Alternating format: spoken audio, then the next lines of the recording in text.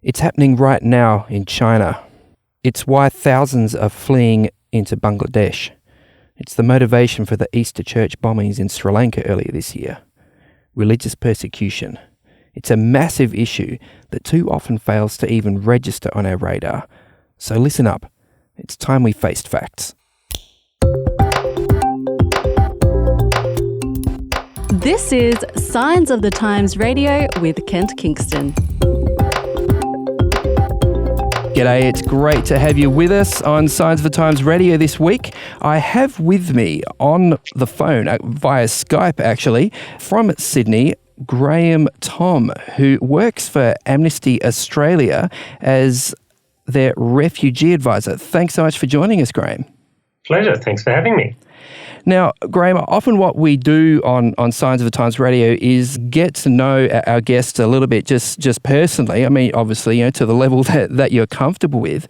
But I find it really interesting that you are in that role with Amnesty Australia. How did that happen? What was sort of the chain of events that led you to be where you are today?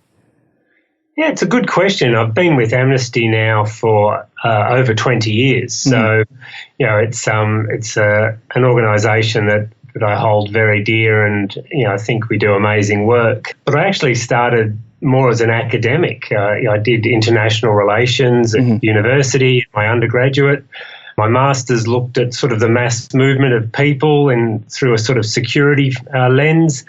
And then I decided to do a PhD looking at how mass movements of people, how migration sort of shifted understandings of citizenship and what it means to be Australian, what it means to be German, what it means to be British. I looked at post-war migration and its impact on identity and rights. And through that got interested in refugees and asylum seekers and how they are viewed, a group that's supposed to have rights to protect them and yet are often the most marginalised in Western countries that claim to be, the bastions of civil rights and human rights. And so, through that, when I finished my PhD, I thought, well, do I stick with academia or what else is out there? And I'd always been interested in the work of Amnesty International, and this role came up. And exciting times back then around the arrival of boats in Australia in sort of 98, 99, 2000. And Tampa and all this sort of thing, Tampa and,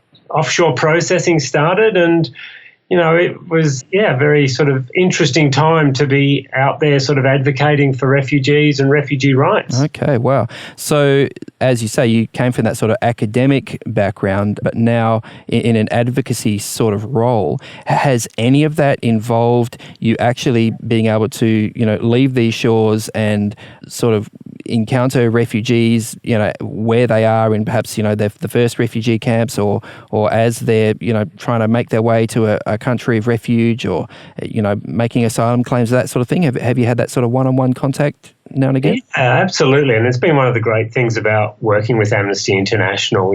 Part of my work is advocacy, but it's also research as well. So, I've visited most of the detention centres here in Australia as well as Christmas Island. I've been to Nauru. I've been to Papua New Guinea. But it's also important to, as you say, understand why refugees flee and where they're fleeing from. So, I've been to the Thai-Burma border. I've been to see the Rohingya in Bangladesh in the camps there. I've been to see refugees in India. I've been to Syria, Iraq, Jordan, been to Kenya. And I've also seen detention centres in Indonesia, Malaysia, even the Netherlands.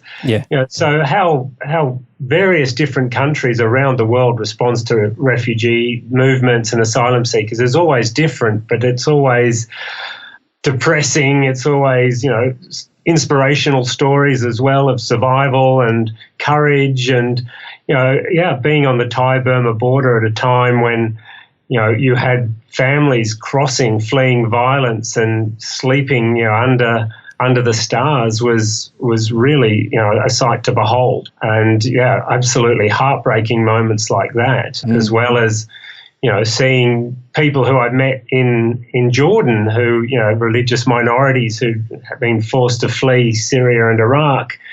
bumping into them in Sydney and having them come up and say, thank you, you helped us get to safety. Those are the moments that really make the job worthwhile. Yeah. I mean, I guess I'm just reflecting, listening to, this sort of litany of misery that you've been exposed to. What keeps you sort of going through that? I mean, are those little moments, those little successes enough to, I guess, sort of, offset that kind of compassion fatigue that so many of us can struggle with?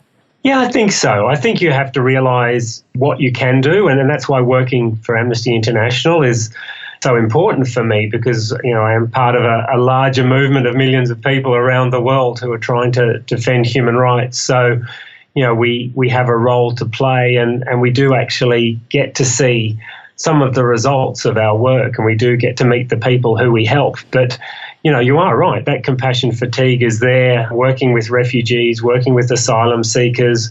It's a horrible situation watching a family forced to flee their homes, having suffered horrible abuses, and then having to deal with the politics in your own country and see that, what are really human stories turned into political cannon fodder at election time.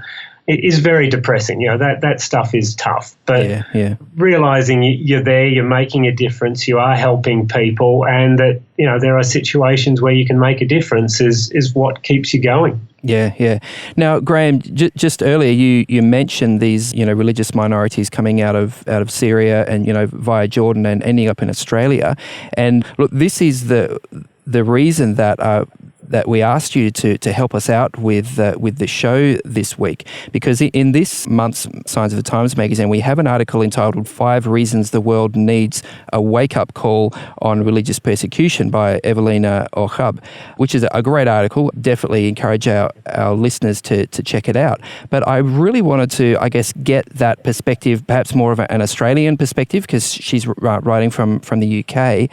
And I guess I really wanted to get your perspective on, amongst all this issue of asylum seekers and refugees and all these various minorities that are persecuted, these political situations, what proportion of asylum claims have a religious aspect to them? Well, it's a very interesting question, and again, it's useful to understand how people come to Australia as refugees, because Australia is quite interesting. We have an offshore humanitarian program which looks to bring 18,750 people to Australia each year through a designated program, and that program targets particular groups working with UNHCR, but also through families in Australia sponsoring their own communities and their own relatives. And so that program, does target a lot of the minorities that we're talking about. So Syrian and Iraqi refugees are two of the biggest groups that come to Australia through that program, as well as people from Myanmar. And what's interesting is that's generally the Karen and Karenni from the Thai-Burma border. We don't resettle Rohingya, who are the persecuted Muslim minority who've been forced to flee into Bangladesh. So some interesting questions there. So, and again, the split between what constitutes an ethnic group as opposed to a religious group, one of the groups that Australia has targeted through its humanitarian program are the Yazidis from Iraq, who were horribly persecuted by ISIS. And, there are still 3,000 women who remain missing. These were the women that were kidnapped and sold into sexual slavery. And so Australia, to its credit, has resettled a significant number of Yazidis. So are they a minority religious group or are they an ethnic group? And they're actually a bit of both. And similar, with some of the other groups that we've resettled from Iraq, like the Sabaean Mandaeans, who are a group that follow John the Baptist. Their religion is based around John the Baptist. But we also have Chaldeans and Assyrians and others who are being resettled. So these are like Catholic or Orthodox sort of Christians? Who are the more Catholic or Orthodox groups. So, and as well we resettled Baha'i, both from Iran and Iraq, another minority group. So, a lot of it does have religious elements as well as ethnic elements.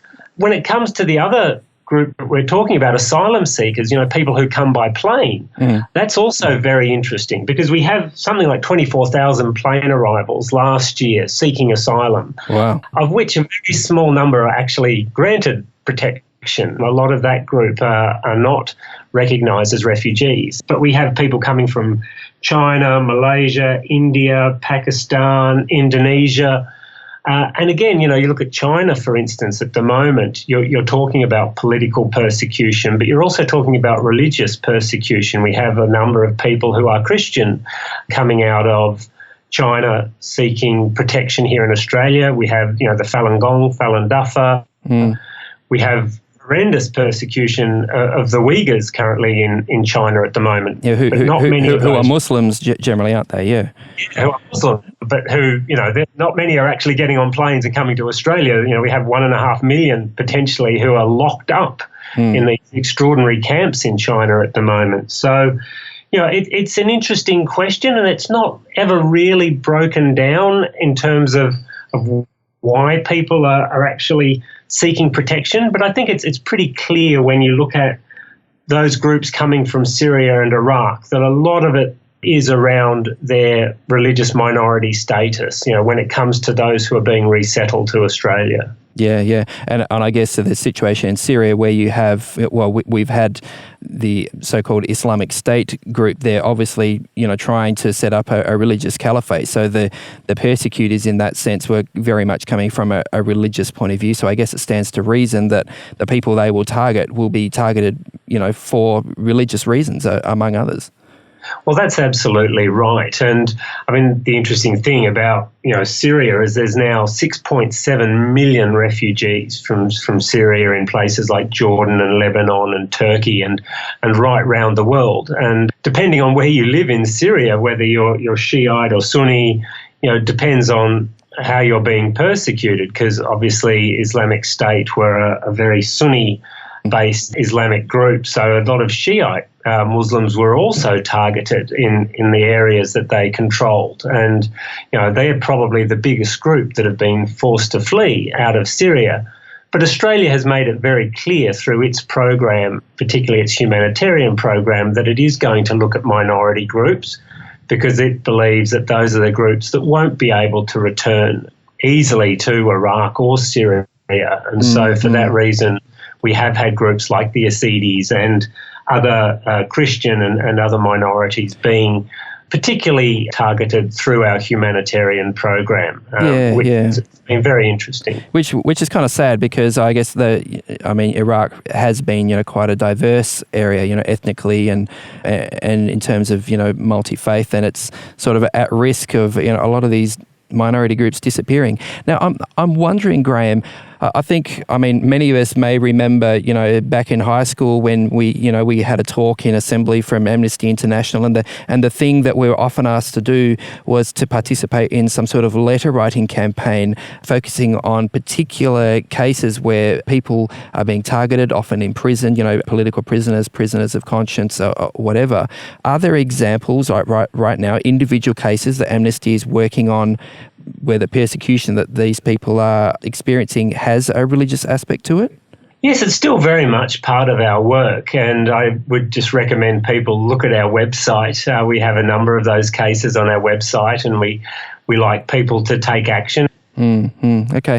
Now, you mentioned, Graham, a number of, I guess, the better known hotspots that we hear about, when it comes to sort of large scale religious persecution, or whether it's, the Uyghur in Xinjiang, in China, or whether it's the Rohingya in Myanmar.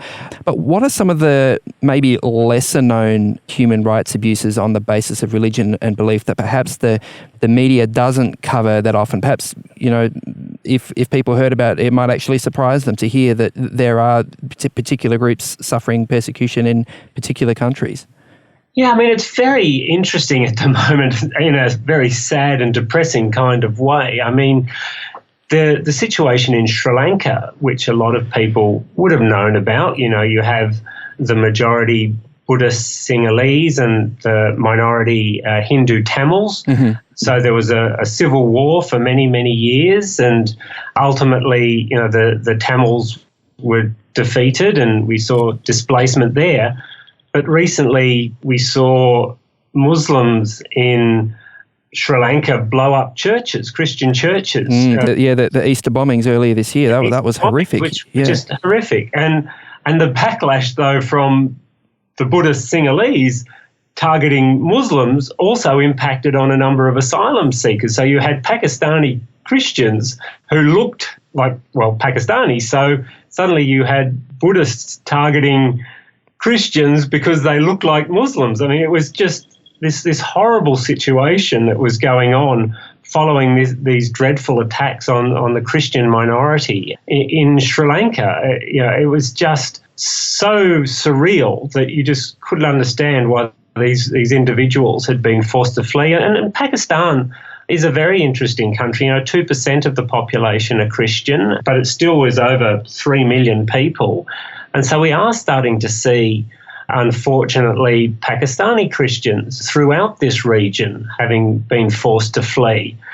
We have all sorts of other minority groups that I'd never heard about before I came to work for Amnesty International, like, as I mentioned before, the Sabaean Mandaeans, who followers of John the Baptist, and they ended up, in Iraq and Iran, and these are individuals who predominantly are jewelers, they're pacifists, all their religious ceremonies are around water, but because they're perceived as pacifists and rich, then they're targeted by all sorts of different groups in those countries, and people have been kidnapped for ransom, people have been killed. So, it's an extraordinary situation that there are these minority groups that you often haven't heard about and yet have been, as you say, in those countries for thousands of years and happily been part of the society, and yet suddenly with the way things have shifted, in the last 5-10 years in the Middle East, they're being forced to flee. And so, out in Liverpool, in Sydney, here, you have one of the biggest Sabaean Mandaean communities anywhere in the world these days. Really? I didn't know that. Wow. Yeah, it's fascinating. And, amazing people who have now started to contribute beautifully to Australia. It's very funny when you're talking to refugees in Jordan, in Amman, and, talking to Sabaean Mandaeans, and you're saying, where do you see your future? Where do you want to go? And they say, I want to go to Liverpool.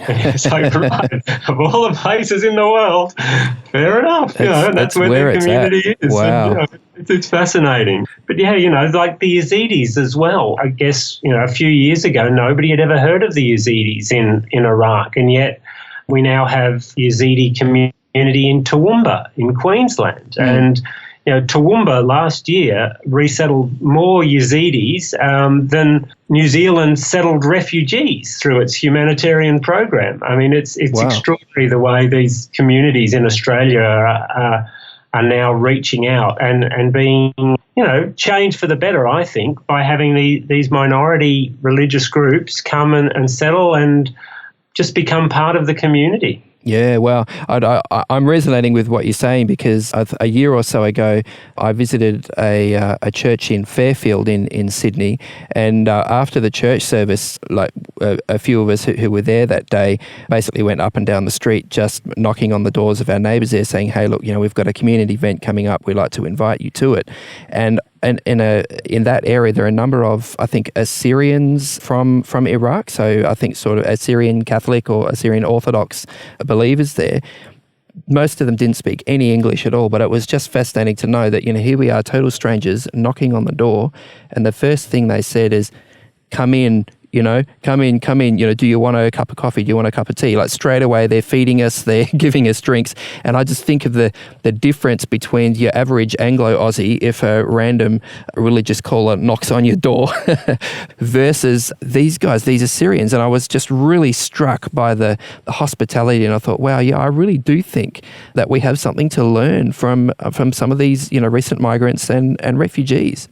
Yeah, incredibly welcoming people. I mean, I had exactly the same experience when I was in the Ziatri refugee camp on the Jordan-Syrian border. And these are people who are living in tents, having been forced to flee their homes with virtually nothing. And yet they were so welcoming. They wanted to us to come inside to their tents, and whatever they had, tea, coffee, they were more than willing to share and were, wanting to share with us. And just, that hospitality is really part of the culture, which is, amazing given what they've experienced in the last few years. Oh, absolutely, yeah.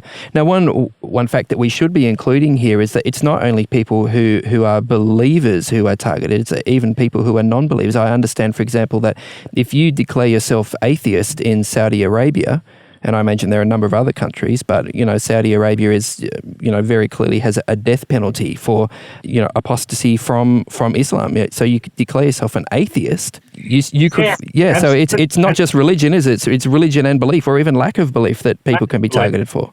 Very true, very true. And this is the same in countries like Iraq, where it's not illegal to be an atheist, unlike, other countries like Saudi Arabia, and yet you will face persecution because, it is just deemed to be, blasphemous. And the way blasphemy laws are being used and being warped, and this is, something that's impacting on, as I've mentioned before, Christians in Pakistan and others.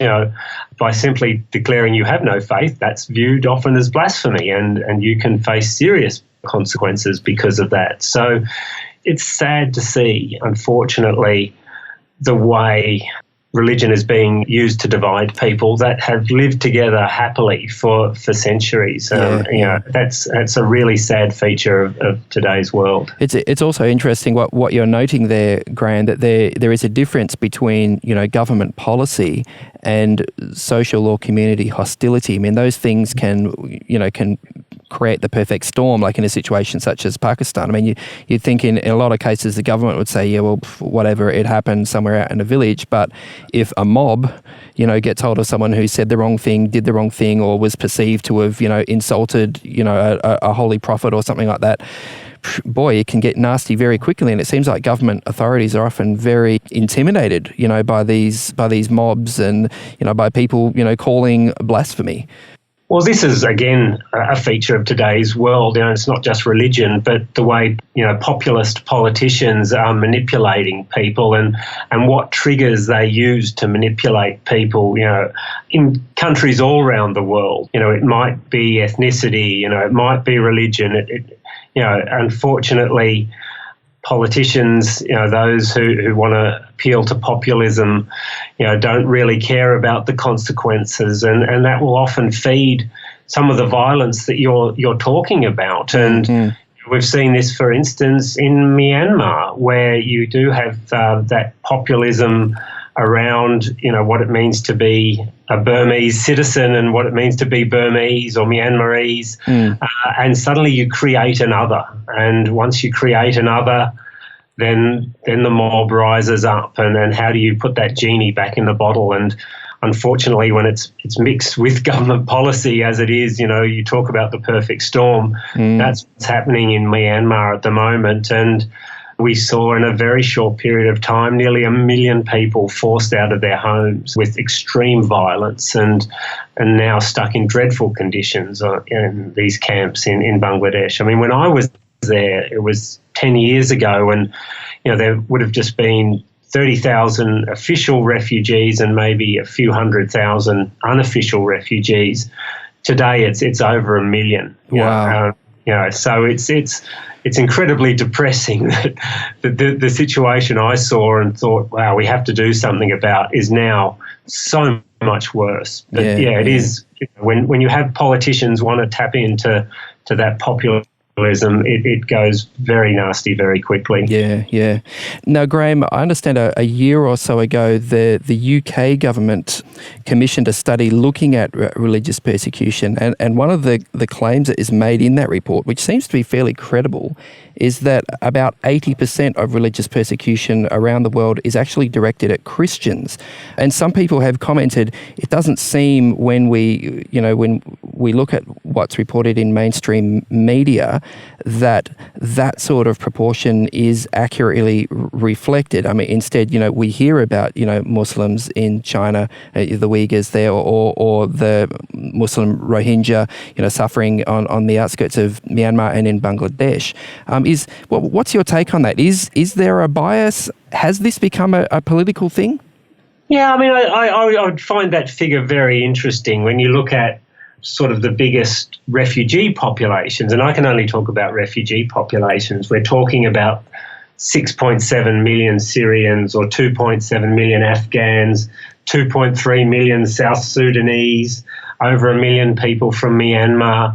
And so, we are looking often a lot at those Muslim minority groups that are being targeted, or in the case of Syria, it's one Muslim group against another Muslim group. Yeah. South Sudan is Christians generally, isn't it? South Sudan, though, is Christian. And I think that's, often the situations in Africa are very, very interesting. I mean, you look at Nigeria, for instance, where 42% of the country is Sunni, and yet the other 42%, 32% is Protestant, 10% Catholic. And so depending on where you are could depend on how your life is going, really. And so, what is interesting from my perspective at Amnesty is that it doesn't really matter, I guess, which religion, because, when we talk about Buddhists, you would tend to think, well, I know Buddhists are very peaceful people, and yet if you're a Rohingya in Buddhist Myanmar,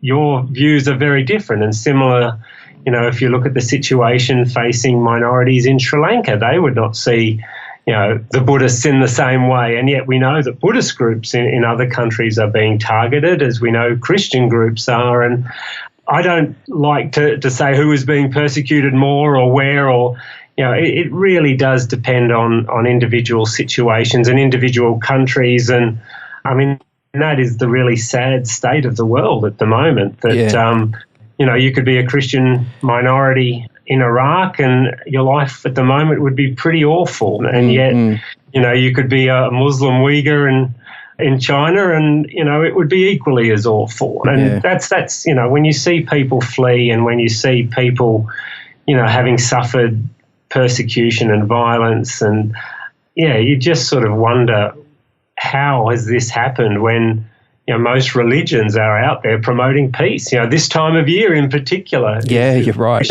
You're talking about, and that is the bedrock of most of the religions we know. And yet, how are they being manipulated in such a way that we're seeing all religions at the moment suffering somewhere at the hands of a religion that's suffering somewhere else? It's just, such a surreal situation, really, isn't it? Yes. Hashtag peace on earth, I reckon.